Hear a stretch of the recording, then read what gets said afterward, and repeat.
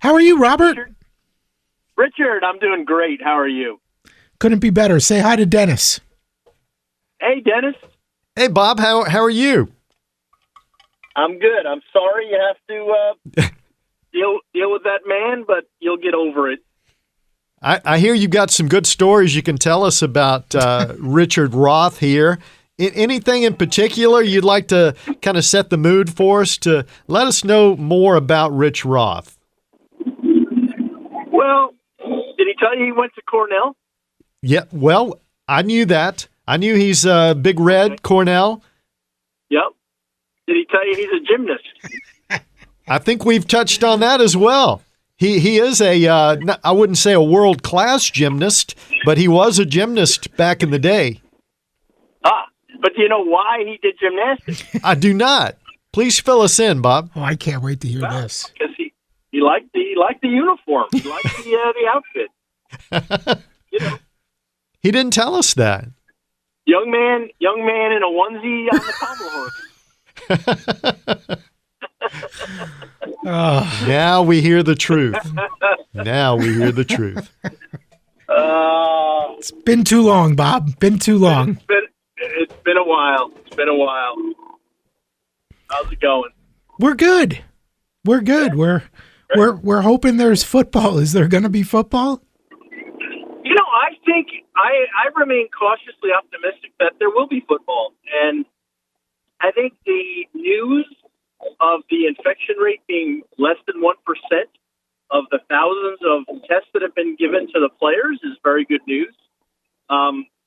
Things are being managed very well, but it's very early in the process. So, we haven't gotten into a season, and, there's a lot of hurdles to overcome, but, I think they've done a good job. Now, the big challenge, of course, is that they're not in a bubble like the NBA, like the NHL, which have done spectacularly well in getting the rest of their seasons, and now the NHL and the playoffs.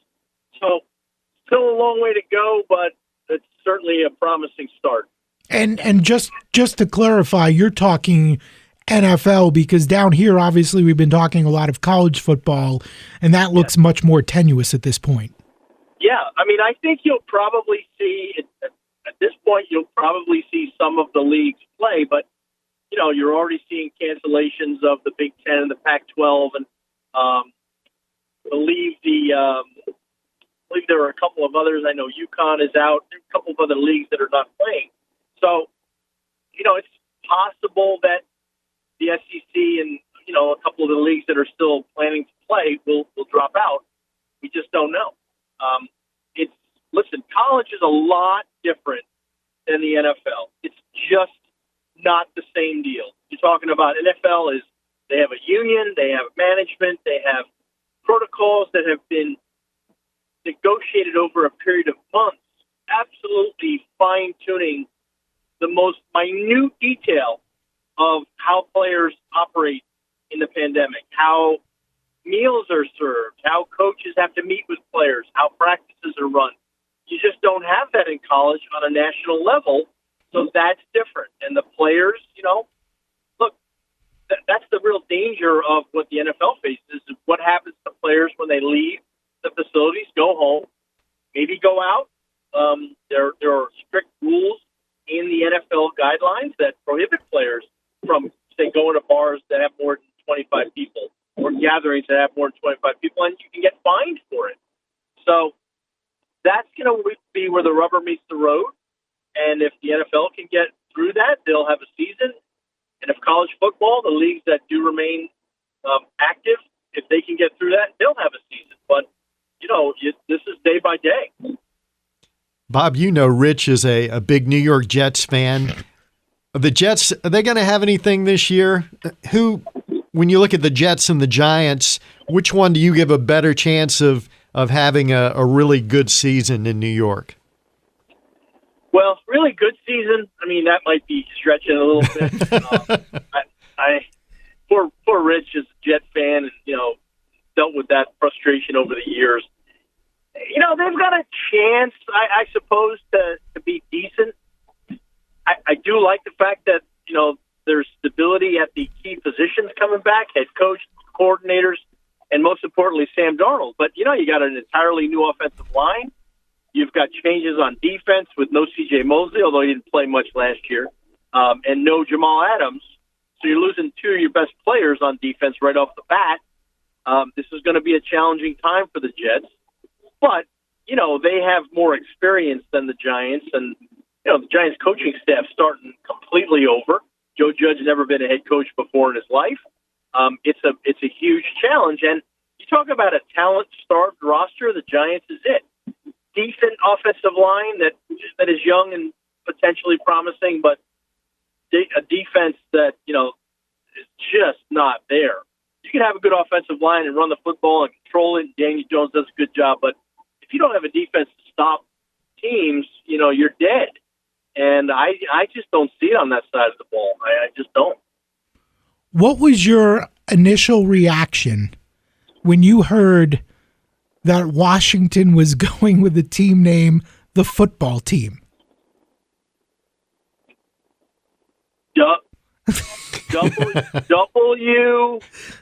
WFT. W football team. I always have to get that straight.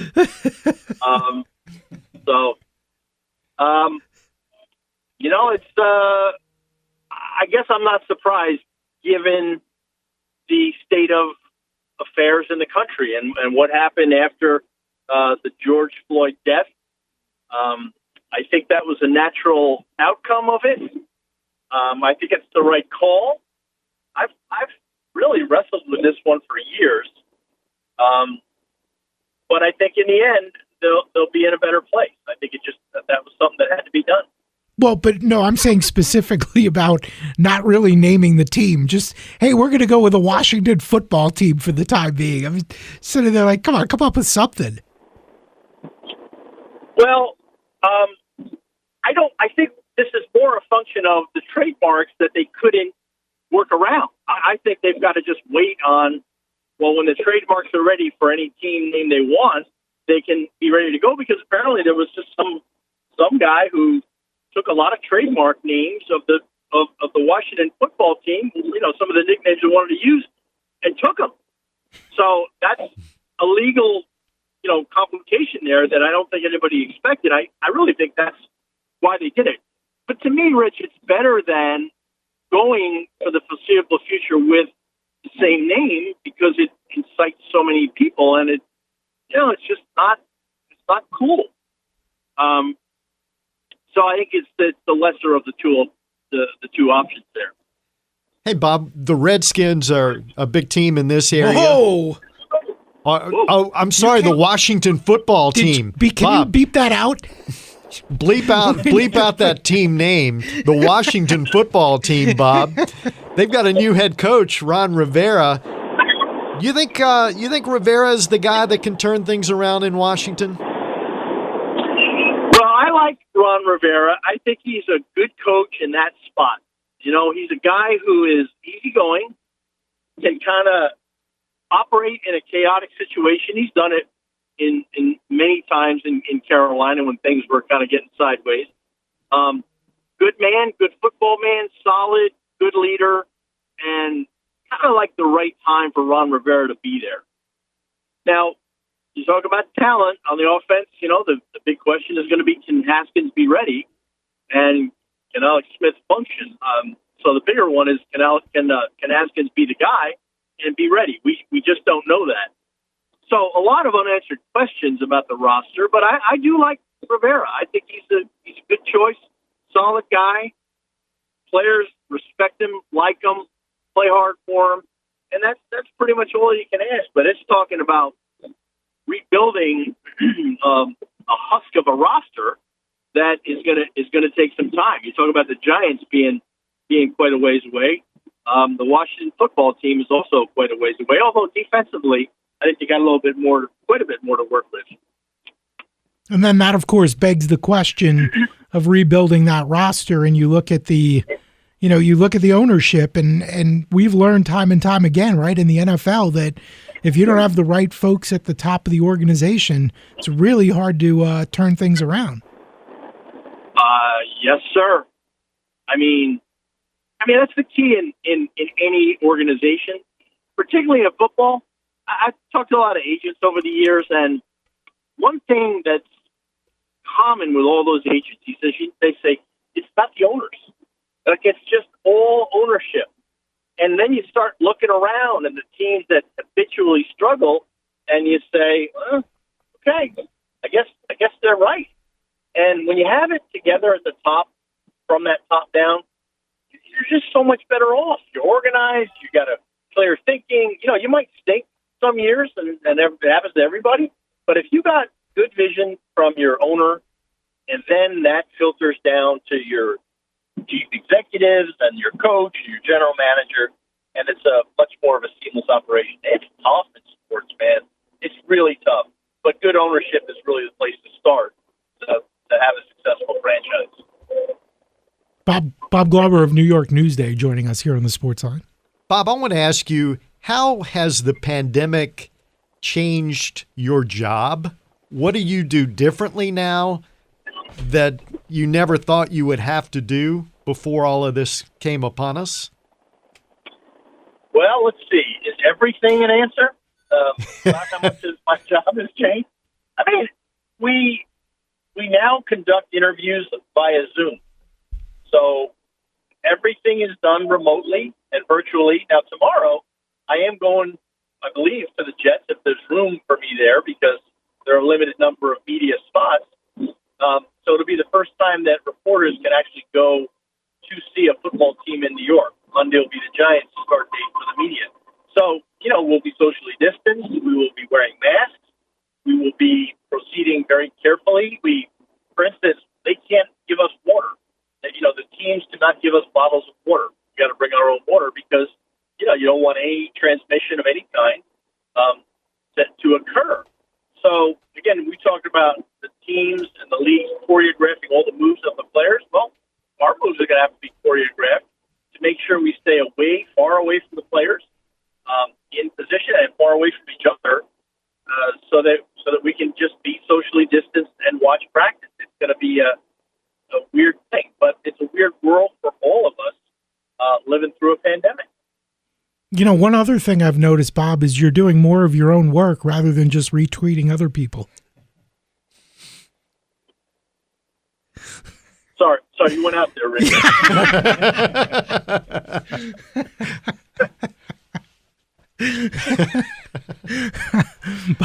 Bob Glauber. You know, Rich, I've learned to be careful with you over the years, haven't I? I feel very straight. I feel like I'm not going to make any false moves here with Rich Ross being the reason that I get fired from the job. You know, so I'll just say thank you very much for that. You know, that's a big difference too nowadays, right? I mean, you know, with social media and all that, it's every little thing you say, no matter where you say it, you know, could wind up costing you in this day and age. It's crazy. Yeah, it really is crazy. But, you know, there are ways to navigate through it. Be professional, be respectful, and, you know, hack around every once in a while. I do like to have some fun. But, you know, fun is all relative these days. It's not, you know, life's not fun as much in a pandemic, I'll say that. Bob, you've been at your current job a long, long time, haven't you? With Newsday, how long? How many years? Yeah, I have been at Newsday for 31 years. Wow. Yep. That's an incredible run, especially in that market. You've got to feel pretty good about, at this stage, having a job, right? You got that right. I mean, what? You know, it's 31 at Newsday, and it was 12 at my previous job. So I am ridiculously lucky to be employed that long. Seriously, it's a great business when it's good. It's a terrible business when it's bad. You see a lot of people come and go, but you know, when you get paid to have fun and write and do something you love, it's really not working. What opt-out player do you think is going to have the biggest impact on the NFL season this year?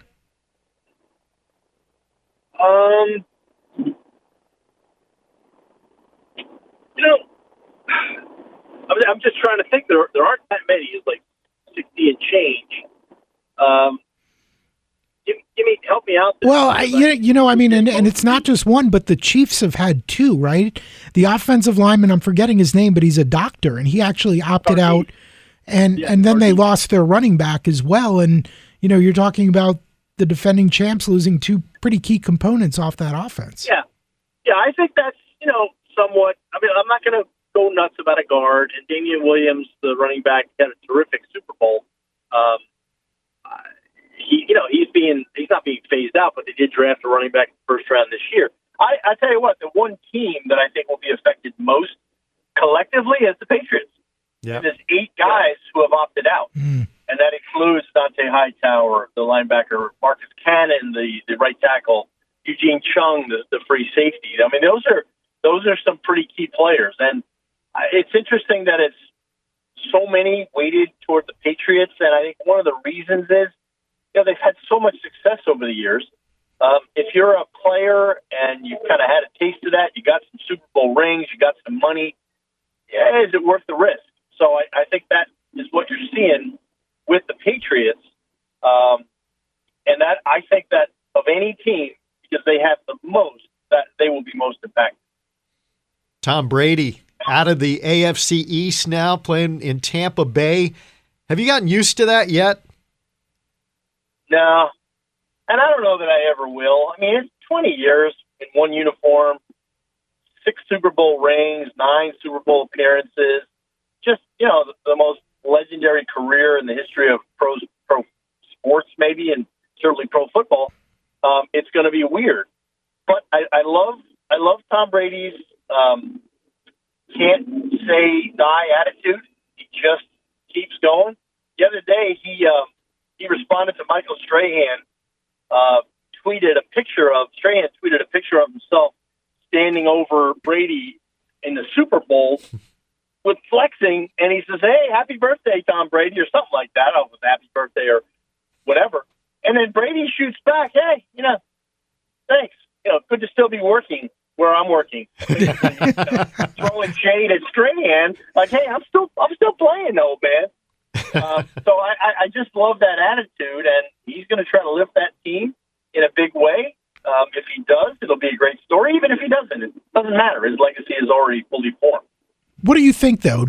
I mean, deep down, is he going to be able to pull this off? And I love the storyline of, him versus Belichick, and things seem like they're falling apart, like you talked about up in New England. But, there's some kind of floating the theory that, hey, the Patriots will tank for 1 year and then they'll go grab Trevor Lawrence, right? Because they have a bunch of draft picks and they could trade up, grab Lawrence, and then just start a new run. Yeah. I mean, I don't think it's in Belichick's DNA. Look, he's a maniac as far as preparation and doing things his own way, but I just don't think that guy is going to go out and purposely try to lose games. So that would really surprise me. Brady, can he pull it off? Now, I don't think he can pull off a Super Bowl run. Just don't think there's enough left there, but I do think he can get that team to the playoffs, which is a big step in the right direction. Can he even win a playoff game? Maybe. But you're talking about a lot of competition in that conference. You're talking about a lot of competition in his division. Still got Drew Brees, still got Matt Ryan. It's still a good division, and it's not going to be easy to come out of there, get to a playoff spot. So I like Brady as an upgrade to the position. Jameis Winston just threw too many interceptions, but I'm not looking at it as he's going to make it to the Super Bowl. I'd be shocked, but I'd certainly be pleasantly surprised to see him playing in Tampa as the first team to ever play in the Super Bowl in its home stadium. A lot of people think Buffalo might be the team to beat in the AFC East this year. Yep. The Patriots, do you see the Patriots, though, still as the team that you got to get past? I mean, they're number one until somebody knocks them off their perch. Well,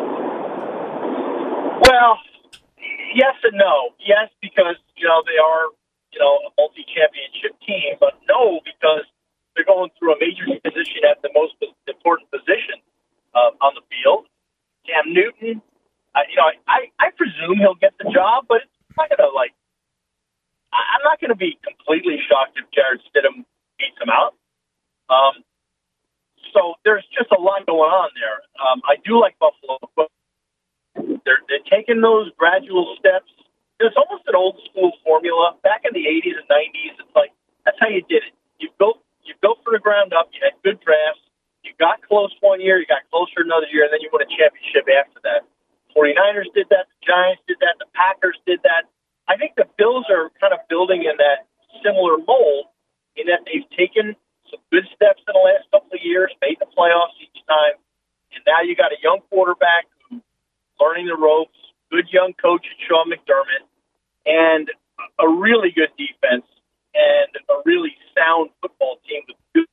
Talk about that vision thing, being important. The Bills have it, and they have a really good sense of how to build a team, and I think they'll turn that into a divisional championship this year. Bob, we have to have you on when this pandemic's over because you're being way too PC to this appearance, and we're down in Lynchburg, as you know, and folks down here aren't so PC. You can have more fun with us. I swear. I promise. Well, I don't know. I'm out of practice. You know what, Rich? You know what? I'm out of practice being a jerk. So, you work on it. Work on it. Okay? I know I'm careful. But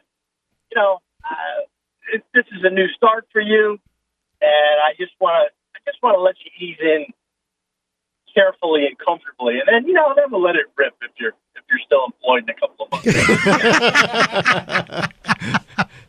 Yeah, I was going to say I'm a little disappointed.